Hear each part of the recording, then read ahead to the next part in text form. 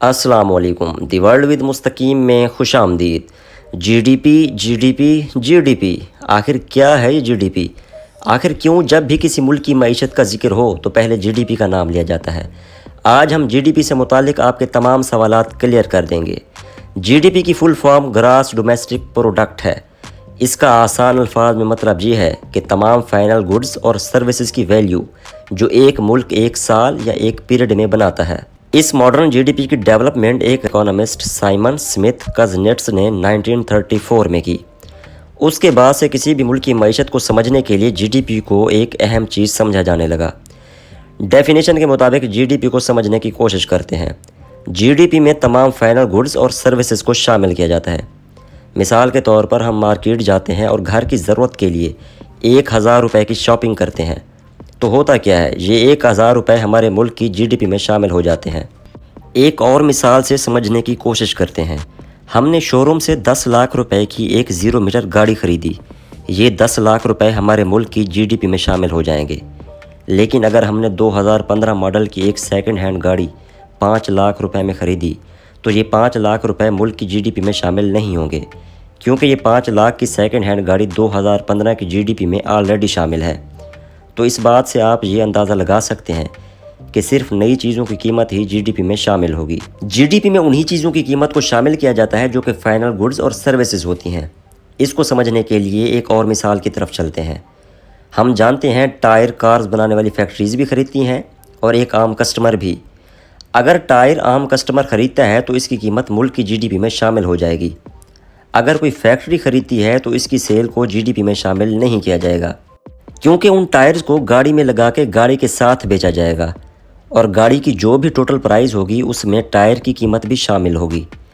ایسی چیزوں کو انٹرمیڈیٹ گڈز کہتے ہیں جو کہ فائنل پروڈکٹس نہیں ہوتے بلکہ فائنل پروڈکٹ کا حصہ ہوتے ہیں۔ اسی طرح اگر کوئی چکن، چیز یا بن گھر کے استعمال کے لیے خریدے تو ان کی قیمت جی ڈی پی میں شامل ہو جائے گی، لیکن اگر یہ چیزیں کوئی ریسٹورنٹ خریدے تو ان کی قیمت جی ڈی پی میں شامل نہیں ہوگی، کیونکہ ریسٹورنٹ ان تمام چیزوں کو ملا کر برگر تیار کرے گا جو کہ فائنل پروڈکٹ ہوگی، اور اس برگر کی قیمت کو جی ڈی پی میں شامل کیا جائے گا۔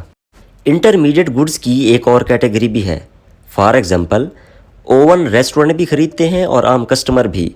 گھریلو کسٹمر جو اوون خریدتا ہے وہ تو سمپلی جی ڈی پی میں شامل ہو جائے گا، لیکن سوال یہ ہے کہ جو اوون ریسٹورنٹ بزنس کے مقصد کے لیے خریدتا ہے تو کیا وہ بھی جی ڈی پی میں شامل ہوگا یا نہیں؟ کیونکہ یقیناً ریسٹورنٹ اس اوون سے مزید پروڈکٹس بنا کے کسٹمرز کو بیچے گا۔ جواب یہ ہے کہ یہ اوون جی ڈی پی میں شامل ہوگا۔ ایسی پروڈکٹس کو کیپٹل گڈز کہتے ہیں۔ انہیں جی ڈی پی میں شامل کرنے کی وجہ یہ ہے کہ کیپٹل گڈز ایک سال سے زیادہ چلتے ہیں۔ کیپٹل گڈز انٹرمیڈیٹ گڈز کی طرح کسی اور پروڈکٹ کا حصہ نہیں بنتے۔ جی ڈی پی کا سب سے اہم نقطہ یہ ہے کہ صرف انہی چیزوں کی قیمت کو جی ڈی پی میں شامل کیا جائے گا جو چیزیں ملک کے اندر تیار ہوتی ہیں۔ مثال کے طور پر پاکستان میں بننے والا سپورٹس کا سامان فرض کریں $2 لاکھ کا سامان یو کے ایکسپورٹ کیا جاتا ہے تو یہ $2 لاکھ پاکستان کی جی ڈی پی میں شامل ہو جائیں گے۔ اور اگر فرض کریں پاکستان یو کے سے $1.5 لاکھ کے آئی فون امپورٹس کرتا ہے تو یہ $1.5 لاکھ یو کے کی جی ڈی پی میں شامل ہو جائیں گے۔ تو اکانومسٹ کیا کرتے ہیں، وہ ایکسپورٹس میں سے امپورٹس کو مائنس کر کے نیٹ ایکسپورٹس نکالتے ہیں اور اسی کو ملک کی جی ڈی پی میں شامل کرتے ہیں۔ اسی طرح اگر کوئی انٹرنیشنل کمپنی پاکستان میں آ کے اپنے پروڈکٹس تیار کرے، فرض کریں چائنا کی کوئی کمپنی پاکستان میں آ کے اپنی کارز تیار کرے، تو ان سے حاصل ہونے والا ریونیو بھی پاکستان کی جی ڈی پی میں شامل ہوگا۔ جی ڈی پی میں اور بھی بہت سی چیزیں ہوتی ہیں، لیکن اس کا بیسک کانسیپٹ آپ تقریباً سمجھ چکے ہوں گے۔ تاہم جی ڈی پی کے تھرو آپ کسی بھی ملک کے معاشی حالات کا بخوبی اندازہ لگا سکتے ہیں کہ وہ معاشی طور پر کتنا مضبوط اور کمزور ہے۔ امید ہے آپ کو یہ ویڈیو اچھی لگی ہوگی۔ Thanks for watching.